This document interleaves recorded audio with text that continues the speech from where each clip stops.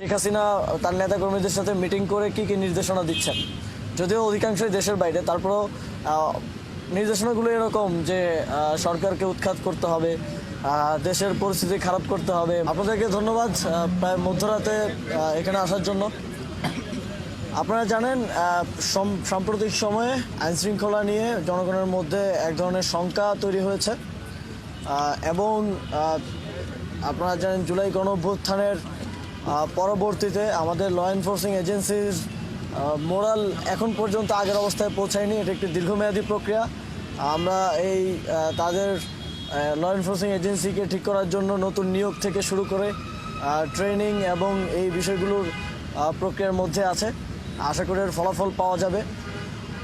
তবে এই সাম্প্রতিক সময়ের যেই পরিস্থিতি নিয়ে গত পরশুই আমাদের কোর কমিটি মিটিং ছিল, সেখানে ঢাকার সকল দায়িত্বশীলদেরকে নিয়ে সেনাবাহিনী, পুলিশ সহ আরও যারা আছে সবাইকে নিয়ে আলোচনা হয়েছে এবং সেখানে এই যে টহলের পরিমাণ বাড়ানো, অলিতে গলিতে টহল থেকে শুরু করে অনেকগুলো গুরুত্বপূর্ণ সিদ্ধান্ত হয়েছে এবং সেগুলোর বাস্তবায়ন পরিদর্শন করতেই মূলত আমি গত 1 ঘন্টা ধরে ঢাকায় ঘুরে দেখলাম এবং প্রত্যেকটা মোড়ে মোড়ে পুলিশের টহল গাড়ি আছে, পুলিশের উপস্থিতি আছে, অন্যান্য ল এনফোর্সিং এজেন্সিদের উপস্থিতি আছে। আশা করি যেই পরিস্থিতি তৈরি হয়েছিল, জনমনে যে আতঙ্ক তৈরি হয়েছিল, সেটা খুব দ্রুত সেটা থেকে উত্তরণ করা সম্ভব হবে এবং অভিযান চলছে যেই জায়গাগুলোতে বেশি ছিনতাইয়ের মতো ঘটনা ঘটে কিংবা যারা ঘটায় চিহ্নিত যারা আছে তাদেরকে আটক করার মাধ্যমে পরিস্থিতি নিয়ন্ত্রণে আনার চেষ্টা চলছে। আশা করি খুব দ্রুত সময়ের মধ্যে এটা নিয়ন্ত্রণে চলে আসবে। আপনারা যদি একটা জিনিস দেখেন যে অগাস্ট সেপ্টেম্বরে বড় ধরনের অপরাধ অর্থাৎ হত্যা থেকে শুরু করে বড় ধরনের যে অপরাধগুলো ছিল সেটার পরিমাণ কিন্তু সিগনিফিকেন্টলি রিডিউস হয়েছে। ডাকাতি, হত্যা সিগনিফিকেন্টলি রিডিউস হয়েছে। তবে ছোট ধরনের অপরাধ যেমন ছিনতাইয়ের মতো ঘটনাগুলো ইদানিং একটু বাড়ছে। আমরা এটাকেও সরকার অ্যাড্রেস করছে, এটাকেও আমাদের ল এনফোর্সিং এজেন্সিস অ্যাড্রেস করছে। আশা করি খুব দ্রুতই সুফল পাওয়া যাবে এবং এই ধরনের ঘটনা যথাসম্ভব কমে আসবে। আপনি কোনো সোসাইটি কিংবা কোনো দেশ পাবেন না যেখানে অপরাধ হয় না। অপরাধ থাকবে, তবে সেটাকে যথাসম্ভব নিয়ন্ত্রণের মধ্যে রাখা, সেটা যেন জনমনে আতঙ্ক তৈরি না করে, প্যানিক সৃষ্টি না করে, সেটা দেখাটা সরকারের দায়িত্ব। মাননীয় উপদেষ্টা, একটা প্রশ্ন। আপনাদের মধ্যে অনেক সমন্বয়ক সহ দেশের মানুষের একটা প্রশ্ন ছিল যে আপনি যেহেতু ছাত্র জনতার প্রতিনিধি, আপনি সেই হিসাবে পরিদর্শনে আসতেই পারেন, তবে আজকের এই পরিদর্শনটা কি স্বরাষ্ট্র উপদেষ্টার হতে পারত কিনা? এবং সমন্বয়ক সহ শিক্ষার্থীরাও বলছেন যে যেখানে স্বরাষ্ট্র উপদেষ্টার এই জিনিসটা করা দরকার সেখানে অন্যরা কেন করছে, তিনি কেন মাঠে? হ্যাঁ, স্বরাষ্ট্র উপদেষ্টাও আমার জানা মতে করছেন, তিনিও পরিদর্শন করছেন, কিন্তু তিনি ততটা মিডিয়ার সামনে আসেন একটু কম। তবে তিনি পরিদর্শন করছেন আমার জানা মতে। তিনি এবং তার টিম প্রতি রাতেই বের হচ্ছেন, দেখছেন যে টহল ঠিকমতো হচ্ছে কিনা। সবসময় প্রচার না হলেই যে সরকার কাজ করছে না তা না, সরকার কাজ করছে, তবে সেটা হয়তো ঠিকভাবে প্রচারটা হচ্ছে না। ঘটনা ভাইরাল হলেই আপনি কি মনে করেন যে এখন যে ধরনের অপরাধগুলো হচ্ছে, বিগত সময় তো এত অপরাধ হয়নি, তাহলে এই অপরাধের পিছনে কি আসলে অন্য কোনো উদ্দেশ্য আছে নাকি এটা ন্যাচারাল কোনো ব্যাপার? আমরা একটু স্ট্যাটিস্টিক্সটা যদি দেখি তাহলে আসল নাম্বারটা হয়তো আমরা বলতে পারবো। তবে যেটা হয় যে একটা ঘটনা ভাইরাল হলে কিংবা এটাকে কেন্দ্র করে এক ধরনের প্যানিক সৃষ্টি হয়ে যায়। প্যানিক সৃষ্টি হলে মনে হয় যে অনেক বেশি হয়তো অপরাধ হচ্ছে। তবে আমাদের সবসময় স্ট্যাটিস্টিক্সের উপর নির্ভর করা উচিত। আপনারা সাংবাদিকতা করেন, আপনাদের কাছেও আছে, আমাদের ল এনফোর্সিং এজেন্সিদের কাছেও আছে অভিযোগ কী পরিমাণ পড়তেছে, কী ধরনের অপরাধ হচ্ছে, এটার গ্রাফটা কেমন, এগুলো দেখলে আসলে প্রকৃত চিত্রটা পাওয়া যায়। কারণ একটা ঘটনা সোশ্যাল মিডিয়ায় কিংবা অন্যান্যভাবে ভাইরাল হলে এক ধরনের প্যানিক সৃষ্টি হলে মনে হয় যে অনেক বেশি অপরাধ হচ্ছে, কিন্তু এটা তো একটা স্পেসিফিক ঘটনা। তো আমার মনে হয় যে আমরা স্ট্যাটিস্টিক্স ধরে যদি কথা বলি তাহলে আমরা বলতে পারবো যে আসল পরিস্থিতিটা কী। তবে ছোটোখাটো অপরাধ যেটা আমি বললাম সেটা একটু বাড়ছে, তবে বড় ধরনের অপরাধগুলো সিগনিফিকেন্টলি কমে এসেছে। বিগত 6 মাসে যথেষ্ট উন্নতি হয়েছে। এই ছোটোখাটো অপরাধগুলোকেও এখন যেহেতু আমাদের ল এনফোর্সিং এজেন্সিস অ্যাড্রেস করছে, এটাও সিগনিফিকেন্টলি কমে আসবে। মাননীয় উপদেষ্টা, আপনার 2 দিন আগে একটি সংস্থার মহাপরিচালক রাতে একটি চেকপোস্ট ভিজিটের সময় তিনি বলেছেন যে বাংলাদেশের চাঁদাবাজি কমে এসেছে বলেই চুরি ছিনতাইয়ের মতো ডাকাতির মতো ঘটনা ঘটছে, তাহলে আমরা মনে করি কি চাঁদাবাজিটা থাকলে এই জিনিসগুলো হতো না? এটা তার ব্যক্তিগত বক্তব্য হতে পারে, তবে আমাদের কিছু বিষয় যেমন জুলাই গণঅভ্যুত্থানের পরে আমরা দেখেছি যে প্রত্যেকটি সেক্টরে আমরা তো দেখেছি যে চাঁদাবাজি হচ্ছে। চাঁদাবাজি আবার নতুন করে দেখা গেছে শুধু আগের যারা কালেকশন করতো তাদের জায়গায় নতুন মানুষজন চলে এসেছে এবং তাদের পেছনে রাজনৈতিক ইন্ধনও আছে।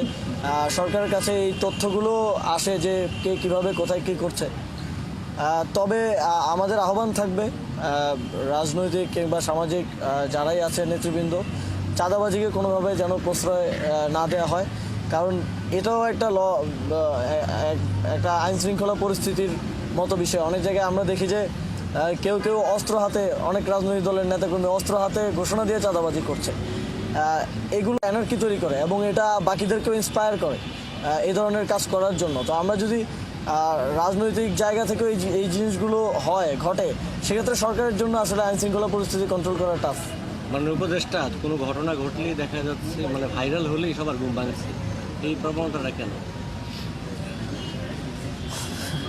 না এটা স্যার এটা দেখেন, একটা ঘটনা যখন হয় না, যেরকম মনস্বিনীর ঘটনা হওয়ার কারণে এটা সমাজে একটা পেনিক, একটা নিরাপত্তাহীনতার সৃষ্টি করতেছে। যে এইসব একটা ঘটনা ভাইরাল হওয়ার কারণে এই নিরাপত্তাহীনতা থেকে, ফিয়ার অফ ক্রাইম, নিরাপত্তাহীনতা, এটা থেকে আমরা বের হয়ে আর মানুষকে বের করে আনার জন্যই আমরা তখন আরও বেশি অ্যাক্টিভ হচ্ছি।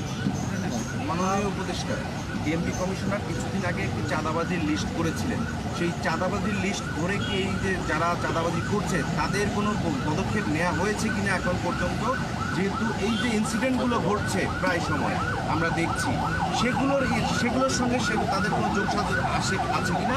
আরেকটি বিষয় হচ্ছে শীর্ষ সন্ত্রাসীদেরকে জামিনে মুক্ত করা হয়েছে, তারা এখন বিভিন্ন জায়গায় ঘুরে বেড়াচ্ছে। তাদের মনিটরিংয়ে কোনো ধরনের পদক্ষেপ আপনাদের আইন শৃঙ্খলা সবাই নেওয়া হয়েছে কিনা? সেই বিষয়গুলো এটার সঙ্গে এক ধরনের যোগসাজশ থাকতে পারে কিনা? দেখুন, জামিনের বিষয়টা তো আদালতের বিষয়। তারা এখন কিন্তু এই সমাজেই ঘুরে বেড়াচ্ছে জামিনে মুক্ত পেয়ে, তারা তাদের পদক্ষেপগুলো কিন্তু কার্যক্রম চলমান আছে। তাদের সঙ্গে এই যে যারা চুরি ছিনতাইয়ের সঙ্গে জড়িত তাদের কোনো যোগসাজশ আসছে কিনা?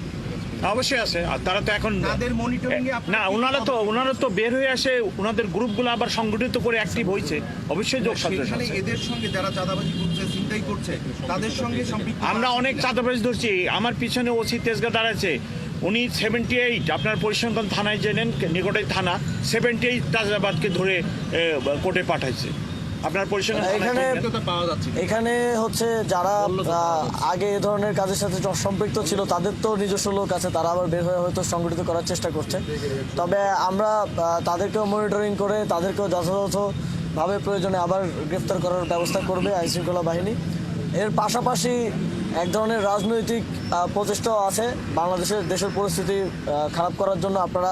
আমরা মাঝে মধ্যেই আওয়ামী লীগের বিভিন্ন টেলিগ্রাম গ্রুপের কিংবা বিভিন্ন মিটিংয়ের স্ক্রিনশট আপনারা দেখবেন, বিভিন্ন মিটিংয়ের রেজুলেশন আমরা পাই যে শেখ হাসিনা তার নেতাকর্মীদের সাথে মিটিং করে কী কী নির্দেশনা দিচ্ছেন। যদিও অধিকাংশই দেশের বাইরে, তারপরেও নির্দেশনাগুলো এরকম যে সরকারকে উৎখাত করতে হবে, দেশের পরিস্থিতি খারাপ করতে হবে, মানুষকে বোঝাতে হবে যে শেখ হাসিনাই ভালো ছিল। তো এই রকম কাজগুলো যখন ওই দিক থেকে চেষ্টা করা হয় তখন তো স্বাভাবিকভাবেই তারা কিছুটা অ্যাক্টিভেট হওয়ার চেষ্টা করে। তবে অপারেশন ডেভিল হান্টের পরে ডেভিল হান্টের মাধ্যমে আমরা তাদের এই প্রচেষ্টাকে ব্যর্থ করা হয়েছে এবং কত অ্যারেস্ট হয়েছে ডেভিল হান্টে? 1600-র উপরে, ঢাকায় 1600, এই ডিএমপির মধ্যে 1600 প্লাস অ্যারেস্ট হয়েছে। তো আমরা এটাও স্পষ্টভাবে বলে দিতে চাই, দেশের পরিস্থিতিকে বিঘ্নিত করার জন্য, দেশের এইরকম একটা ক্রান্তিলগ্নে, এরকম একটা ট্রানজিশন পিরিয়ডে জনগণের নিরাপত্তা বিঘ্নিত করার জন্য যদি কেউ চেষ্টা করে, সেটা রাজনৈতিক হোক কিংবা নিতান্তই চাঁদাবাজি ছিনতাইয়ের মতো ঘটনা হোক, সেটা কোনোভাবেই বরদাস্ত করা হবে না। সেক্ষেত্রে আইনশৃঙ্খলা বাহিনী কঠোর থেকে কঠোরতম অবস্থান নেবে। ধন্যবাদ সবাইকে, আপনারা অনেক কষ্ট করে এসেছেন, ধন্যবাদ।